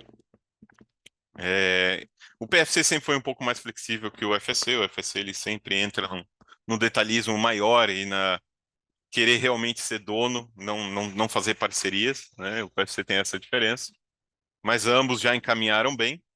O SBP, eles fizeram toda uma análise do que era necessário alterar e a conclusão deles foi a seguinte: todo o framework normativo estaria ok, mas seria necessário uma adaptação da plataforma informatizada que eles utilizam já desde o início para a questão de rastreabilidade, né? Então, eles começaram a inserir coisas no sistema, nessa plataforma, que é o Radix Tree, tá? E lá agora vai ter a questão de geolocalização, vai ter uma transparência um pouco maior, vai entrar questões de redução de risco. Eles estão adaptando essa ferramenta, já está também nos finalmente, para poder cumprir com a normativa europeia, né? E um outro esquema de certificação que também já cresce muito no Brasil, que é para o mercado de pellets, é o N+, né? O N+ atende mercados específicos na Europa, com a maior parte do seu consumo sendo para aquecimento residencial, mas ele é especificamente para questões de qualidade química e física do pellet.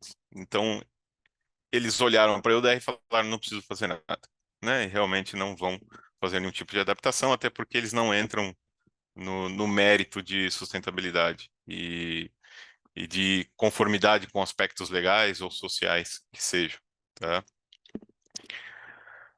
A ControlUni, eu vou trazer um exemplo aqui, não vou ficar vendendo o nosso trabalho, mas isso também acontece com outro organismo de certificação, é que desde que surgiu a normativa europeia, a EUTR, organismos de certificação já começaram a trabalhar também em alguns esquemas específicos, né? E a Control não foi diferente. A gente tem essa certificação que a gente chama de TLV, o Timber Legality Verification, já está pronta há muito tempo, que era em concordância com a EUTR, e hoje ela está adaptada para a EUDR, então é muito específico para a EUDR. Se vocês olham o conteúdo, é basicamente a EUDR escrita, né? Que auxilia também toda a cadeia de suprimentos para cumprir com essa normativa, tá? Né? É também um padrão de certificação, tem seu ciclo de auditorias, enfim, ele não fica muito longe do que todo mundo está acostumado em relação ao que é um processo de certificação, né? Com as suas diferenças, que é o nicho dele, é para atender a UDR, e ele também fica um pouco mais menos, na verdade, fica menos oneroso até que os esquemas de certificação, porque ele não tem taxas baseadas em questão de faturamento, em questão de tamanho de área, ele é mais um processo é, mais simplificado, né, em questão de esquema de certificação.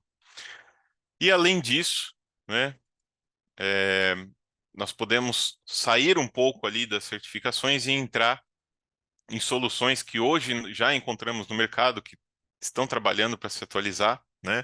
Ferramentas informatizadas hoje, a gente tem, você encontra o Vega Monitoramento, que é nacional, é do Brasil. Eles têm trabalhado muito com commodities, diferentes commodities. Madeira ainda não entraram muito especificamente, mas eles já têm todos os sistemas envolvidos para fazer a questão de análise de risco, de origem, de rastreabilidade.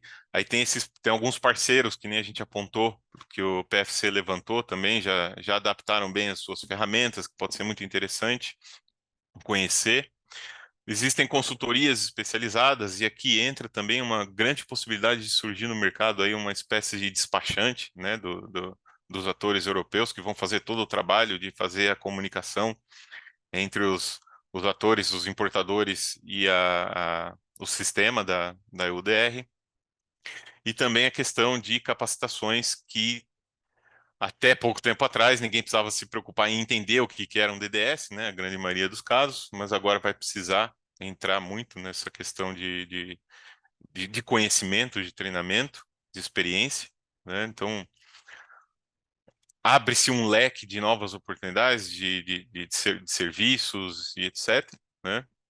Eu trouxe a exemplo um sistema aqui, a Control Union, né? Não é da Control Union, mas é da Peterson Technologies, que é uma empresa dentro do guarda-chuva da Holding Control Union, que é basicamente, são dois sistemas, né? O PISA já existia anteriormente, o que ele fazia era possibilitar a inclusão de polígonos e ao apertar um botão ele já trocava informações com o banco de dados públicos e lhe dava uma avaliação de risco inicial, né?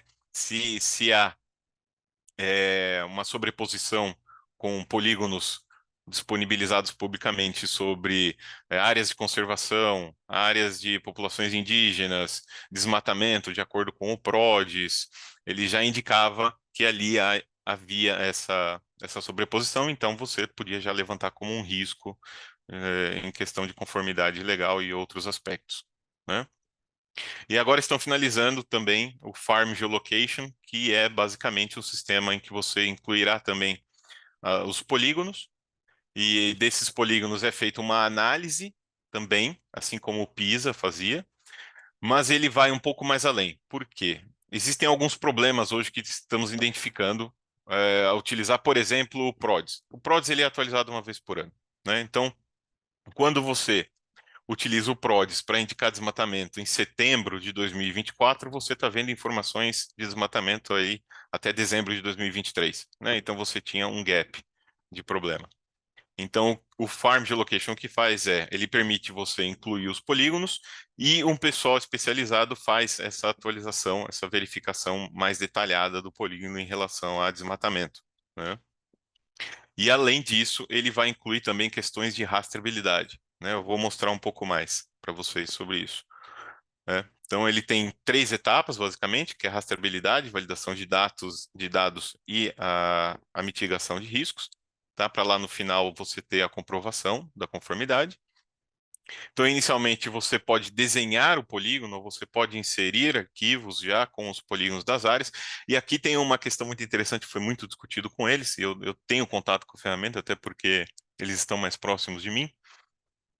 Foi discutido muito a questão vai subir o CAR, vai usar o CAR para fazer essa verificação de desmatamento.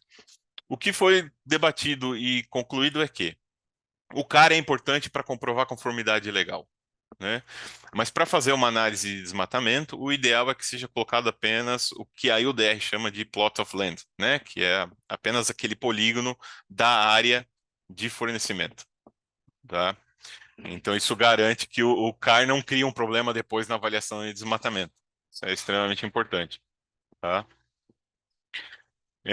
Depois entra a validação de dados, que é aquilo que eu falei, você tem o pessoal, uma equipe técnica trabalhando em cima da verificação do polígono, se está muito bem desenhado, se está do jeitinho que deveria estar, e faz uma análise com algumas informações de georreferenciamento, pode usar o Sentinel, pode usar Landsat e outras fontes para verificar a questão de desmatamento. Uma vez aprovada essa área, você entra para análise de risco, né? Que é feito várias comparações para bater com a data de corte, evita-se também áreas ali no topo à direita você vê o Sentinel em diferentes datas, por exemplo, né? Então eles precisam buscar onde tem menos concentração de nuvem, precisa buscar a época em que tem o céu limpo para verificar desmatamento, eles fazem toda essa verificação. Aí depois o sistema permite um dashboard, né, um painel que você vai poder analisar quais áreas foram aprovadas, quais áreas não foram aprovadas. É possível incluir até questão de quantidade de produção estimada dessas áreas, fazer todo um gerenciamento, né, do due diligence system, vamos dizer assim. A questão de rastreabilidade, pela própria plataforma, vai entrar diferentes atores da cadeia, podem ter acesso, indicar onde está o meu produto agora, está vindo daqui para cá, está vindo dali para lá, né? Isso vai ser uma questão de rastreabilidade importante. Quantidades, local, meio de transporte, qual caminhão, etc. e tal, né? Um exemplo aqui, tá? Então, mas eu não vou fixar a ideia nessas ferramentas, porque hoje você tem inúmeras delas, né? Que vão te dar o mesmo resultado. A questão é que cada ferramenta tem a sua forma de trabalho, tem a sua precisão de dados, e a gente vai precisar trabalhar em cima disso, né? Aqui no Brasil. Preocupações em relação a isso são justamente a precisão das informações, que a gente precisa ter uma boa atenção, né?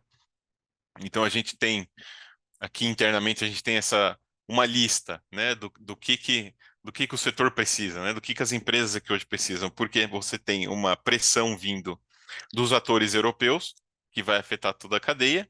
Então a gente tem essas ideias aqui que é importante a gente levar para os atores que estão dentro de toda a cadeia aqui no Brasil, né?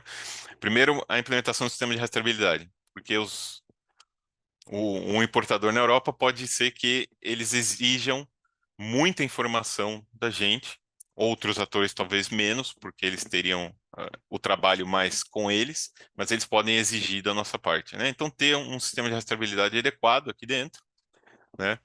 Buscar realizar auditorias que sejam independentes, o mais independentes possível, né?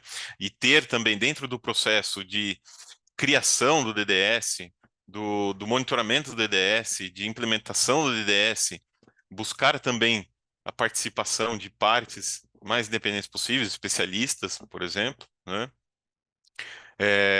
A questão de conformidade com as leis, garantir que você consiga, dentro do seu DDS, listar toda a legislação de forma adequada, né? Isso é uma questão importante.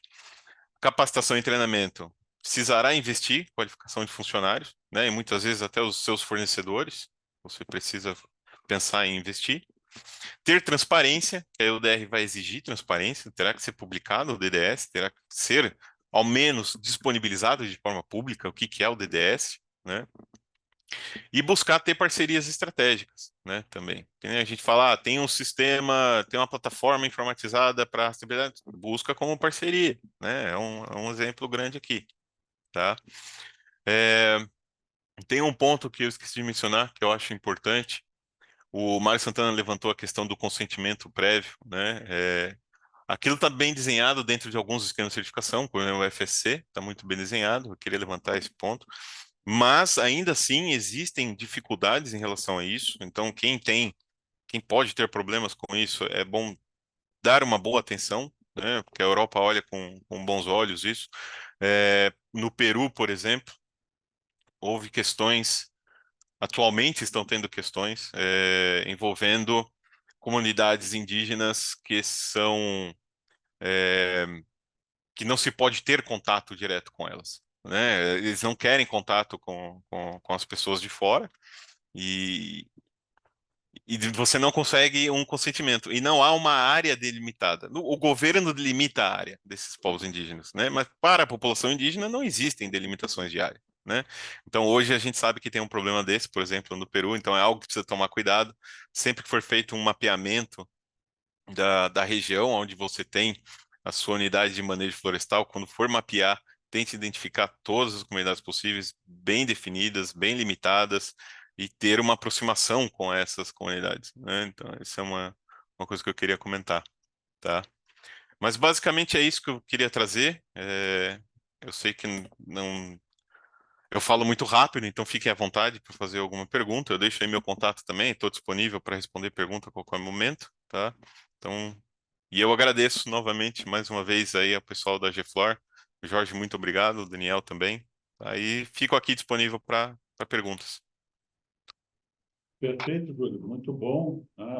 Fazendo um fechamento, né, dessa parte que a doutora nos colocou inicialmente, depois o Mário, com aspectos bem relevantes, e você colocando um sistema aí bem interessante, né? Muito bacana. Até a gente já tinha perguntado, mas nós vamos poder disponibilizar todas essas 3 palestras aí para esse nosso público, né? Que eu acho que vai fazer uma grande contribuição. E também aproveitando a agradecer aqui aos nossos parceiros da HFLOR e do Sim de Madeiras que estão junto nessa atividade. Presidente Daniel, a palavra é sua.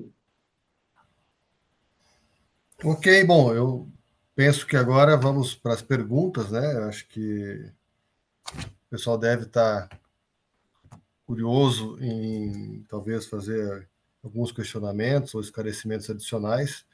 Então, acho que, Jorge, eu penso que seria o caminho agora abrir para perguntas. Elas podem ser feitas tanto pelo áudio ou por escrito, né? Isso. Pois não, pelo escrito, não, no chat não temos nenhuma. Vamos ver na Ok, plateia. então tem aqui, Breve se aí. alguém, se alguém tiver interesse em fazer alguma pergunta, por gentileza, levanta a mão. Se não, eu vou fazer algumas considerações aqui e vou fazer um primeiro comentário e chamando a doutora Jaqueline na apresentação dela. A gente viu muitas informações, mas a principal delas, quando a gente fala de due diligence, a gente está falando em que isso tem um custo, né? E, e a pergunta é a seguinte, né? Esse custo fica por conta de quem? Bom, obviamente, como eu disse, o regulamento ele não entra nesses detalhes, tá? Ele não traz essa informação de quem deve custear. Eu penso particularmente que isso é uma questão hoje da maneira que está colocada entre os parceiros comerciais, né? Ah, isso é negociável contratualmente dentro das relações comerciais. Pode ser que tenha alguma mudança em relação a isso, em parte pelas conversas, pelas aproximações políticas, enfim, pode ser, não acredito. Acho que o que os setores também devem buscar trabalhar, e acredito que estejam trabalhando, é junto ao poder público, né? A gente precisa, a gente viu que um dos objetivos da norma é bastante voltado para pequenos produtores, para comunidades locais, etc. e tal, e essa parte dos custos fica com quem? Né? Então, é uma resposta que a gente tem que procurar ainda nas negociações, e hoje, da maneira que está, eu penso que é dentro das relações comerciais. Né? O produto vai ficar mais caro, a gente já teve o exemplo da soja, né? Anteriormente, que foi toda aquela discussão, e acabou tendo algumas. O mercado acabou cedendo algumas coisas em razão da necessidade de fornecimento, né? Então, hoje é isso. Por isso que lá no final da apresentação eu salientei bastante essa questão das conversas. Quem tem um comprador fixo, muito melhor. Quem não tem, vai ter que ter várias conversas, né? Acho que é mais por aí. Ok, obrigado, doutora. Eu vou fazer mais uma pergunta aqui, que vai um pouco para o Mário e para o Júlio também, mas, enfim, que é com relação. O Júlio apresentou a ferramenta de verificação, né, Júlio, de atendimento a não desflorestamento. Ou seja, a plataforma ali que você vai inserir o teu shape, o teu polígono, e ele vai fazer a verificação automática. Além da parte documental, essa é uma parte essencial. Mas aí a pergunta é a seguinte: e quando, né, como o Mário falou, e também a doutora Jaqueline comentaram, que há no mapa base, digamos assim, da União Europeia, uma confusão na classificação de florestas nativas com plantadas, né, naturais e plantadas. Então, nós temos boa parte das áreas de florestas plantadas aqui no Brasil classificadas como florestas, né? E como é que o sistema vai, essa verificação, essa due diligence, ou o sistema apresentado por ti, Júlio, consegue dar segurança para uma empresa de base florestal? É possível isso? Ou enquanto não mudar essa classificação do mapa base da União Europeia, isso não será possível? Tá. A gente tem o entendimento de que o mapa base da União Europeia ele não será exatamente um proibidor, né? Bateu lá, mostrou Ah, alguma coisa, ele não entra como, não vai bloquear o produto já no momento, né? O que vai acontecer é que os agentes, né, os organismos lá da União Europeia vai exigir mais informações e vão poder verificar o que foi apresentado dentro do DDS que acompanha aquele produto entrando no mercado europeu, né?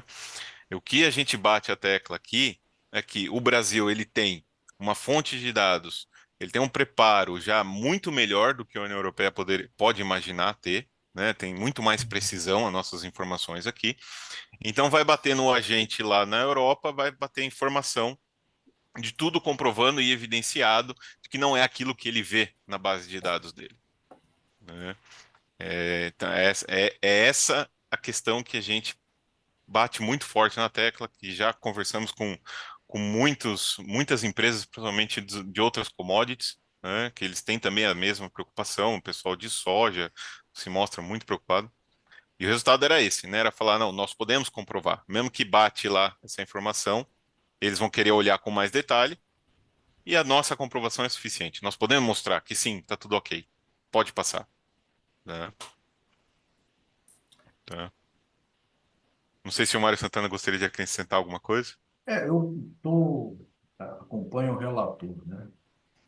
Ótima, foi bem tua apresentação. A dúvida ainda que fica é com relação a colheu, né? Você vai provar e aquilo se caracterizado como desmatamento, né? Colheu uma floresta plantada, colheu, aí vai plantar novamente, até esse período virou corte raso.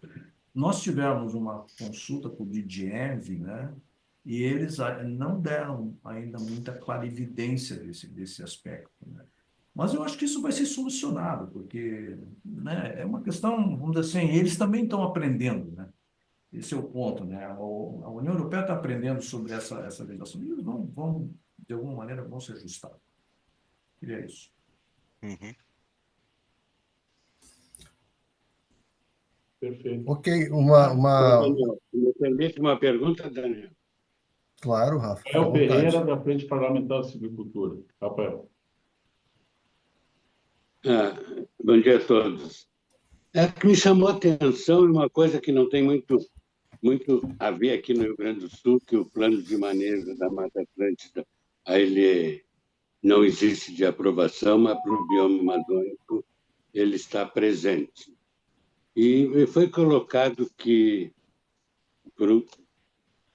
o desflorestamento ele vai ser impeditivo para as exportações brasileiras, tanto a nível legal como ilegal. Claro que ilegal já está subentendido.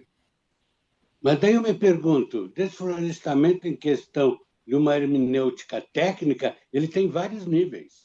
Depende de como o técnico interpreta.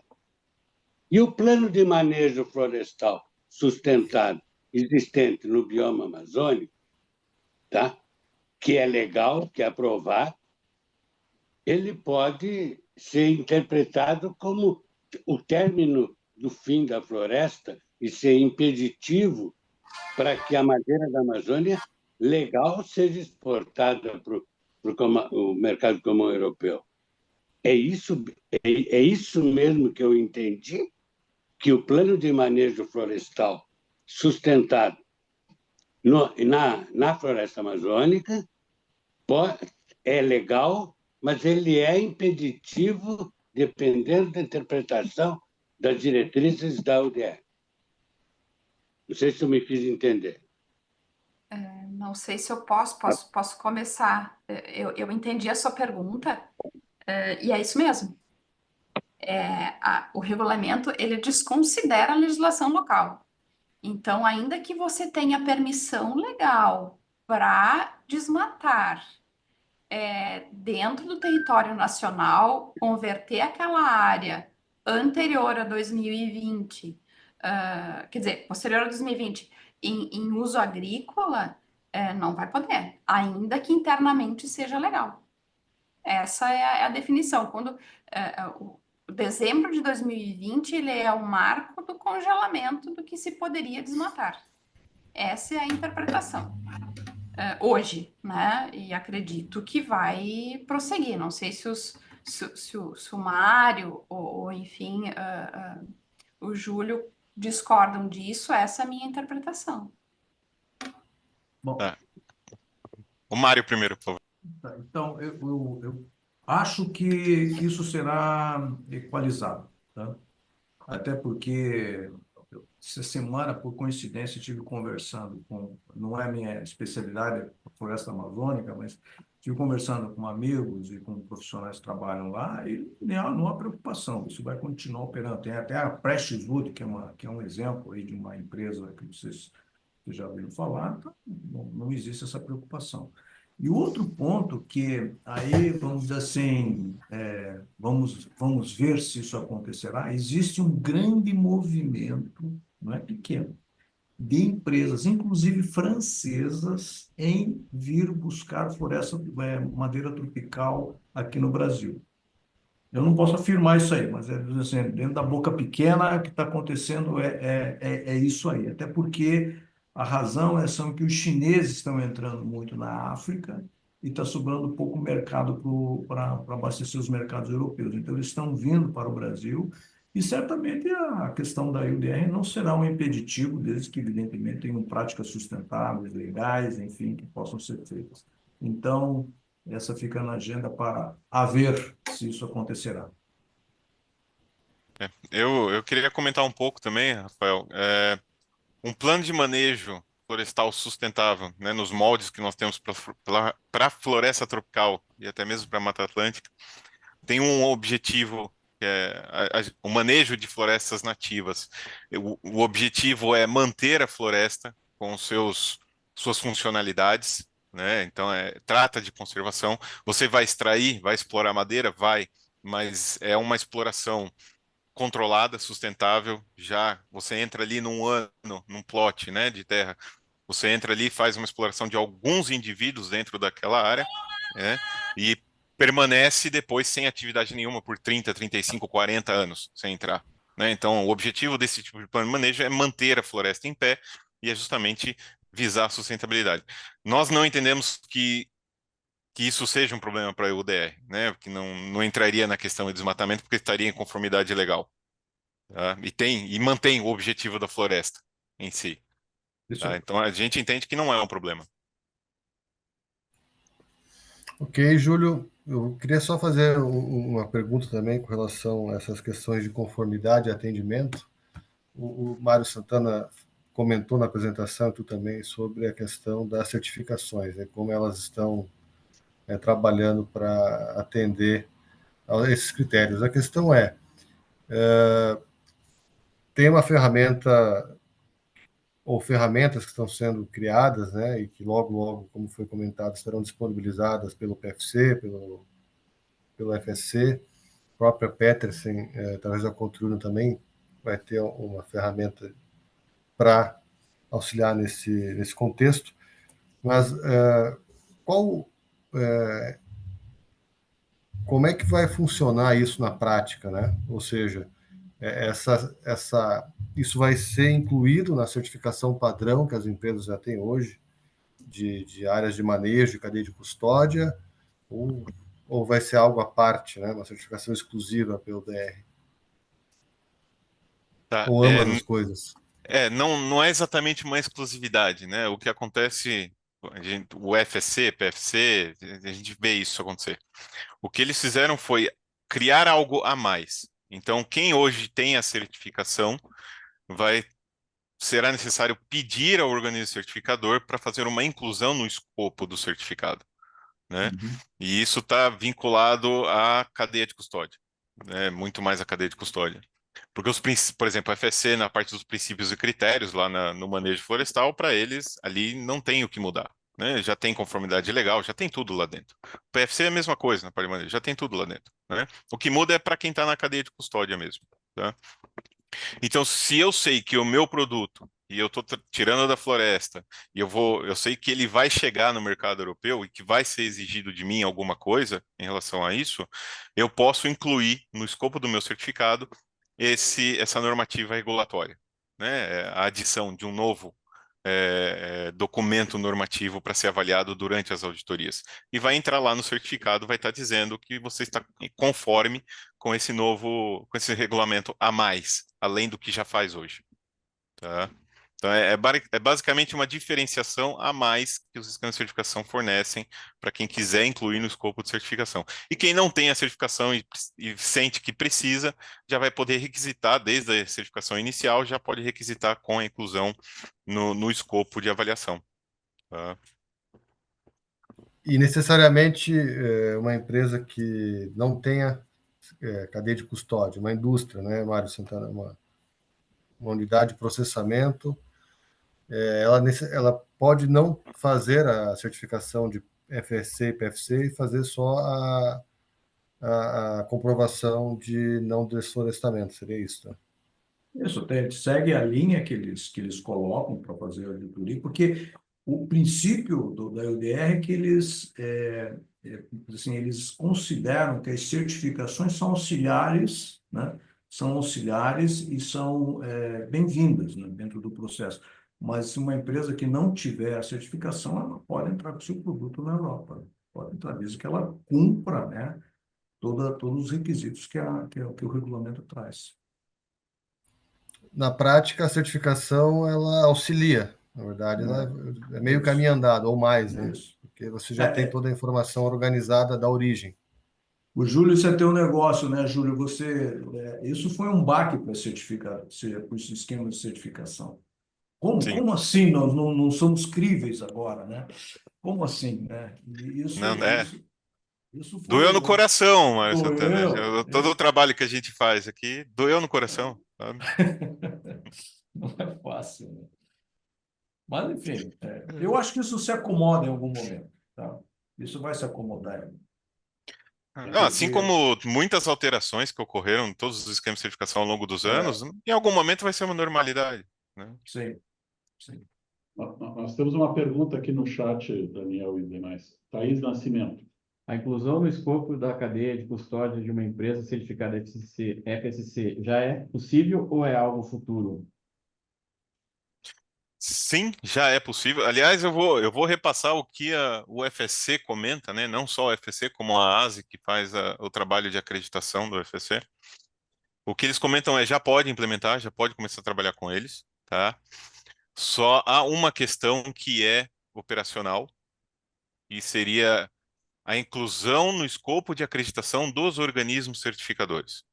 Tá? Então, em teoria, já poderíamos fazer uma avaliação em cima desse novo escopo, mas não poderíamos já sair emitindo certificados enquanto não tiver uma inclusão na acreditação do organismo certificador. Então, atualmente, no caso do FSC, por exemplo, atualmente a ASE está trabalhando nesses últimos meses e provavelmente ao longo do começo do ano que vem, que é justamente isso, incluir na acreditação dos organismos certificadores a possibilidade de que eles possam emitir certificados com essa nova diretriz. Tá? Então, só há uma questão operacional, mas o que eles falam já faça a implementação dentro da sua empresa, já comece a atuar, pode até fazer uma auditoria dentro desse novo procedimento, que a própria ASE vai utilizar esse registro para avaliar o organismo certificador, né, e já fazer essa inclusão no escopo de acreditação. Tá? Muito bom, Júlio, muito bom saber. Mais perguntas, pessoal? Acho que não temos mais perguntas aqui, tem? Não temos mais perguntas. Não tendo mais perguntas, a gente está se aproximando aí do horário horário de encerramento, né, das apresentações, desse bate-papo.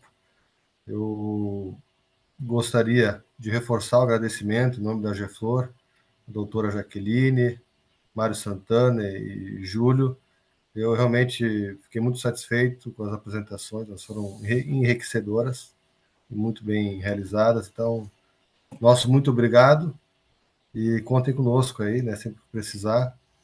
Se possível, se quiserem também deixar os contatos, né, Jorge, de ambos os palestrantes, daqui a pouco, ó, nós tivemos mais de 40 e poucos participantes, daqui a pouco alguém quer fazer alguma questionamento, alguma pergunta a posterior, que tenha o contato deles para fazer essa Perfeito, aproximação. perfeito. Temos todos os Jorge, está contigo agora. Temos todos os contatos e temos todas as palestras gravadas aqui. Muito bom. Só agradecer, então, a Jaqueline, ao Mário Santana, nosso parceiro de sempre, e ao Júlio. Muito bom. Excelente. E aí, Foi um as prazer. nossas parceiras assim, de Madeira e a H4, que estão juntos nesse evento, né? E faz parte aí para engrandecer o nosso setor. Muito obrigado. Como diz um amigo meu, plantar árvores é semear esperança. Continuamos aí, né? Vamos em frente. Obrigado. Vamos Isso lá. aí, Muito um bom bom. dia a todos. Obrigada. Muito obrigado. Bom dia. Obrigado. Tchau. Obrigado. Tchau.